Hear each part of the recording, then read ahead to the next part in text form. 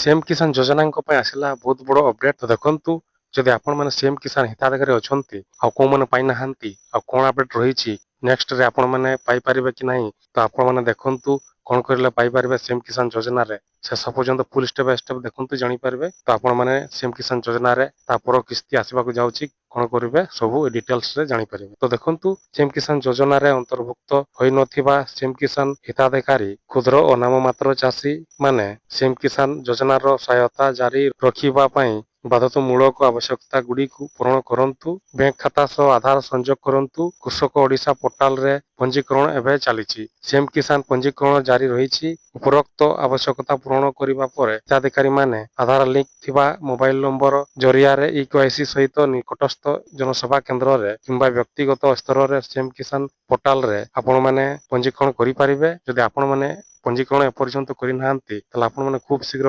କରନ୍ତୁ, ଯାହାକି ଆପଣମାନେ ଯୋଉମାନେ ବାକି ରହିଛନ୍ତି ସିଏମ୍ କିଷାନ ଯୋଜନାର ପଇସା ପାଇନାହାନ୍ତି ତାହେଲେ ଆପଣମାନେ ମଧ୍ୟ ପାଇପାରିବେ। ତ ଖୁବ୍ ଶୀଘ୍ର ଆପଣମାନେ ଏଇ ଇକେୱାଇସି କରିଲେ ଆପଣମାନେ ପାଇପାରିବେ। ତ ଏଇଭଳିଆ ଆଜିର ଅପଡେଟ୍ ଥିଲା। ଆଶା କରୁଛି ବଡ଼ ଭଲ ଲାଗିଥିବ। ତାହେଲେ ସେୟାର କରନ୍ତୁ, ଲାଇକ୍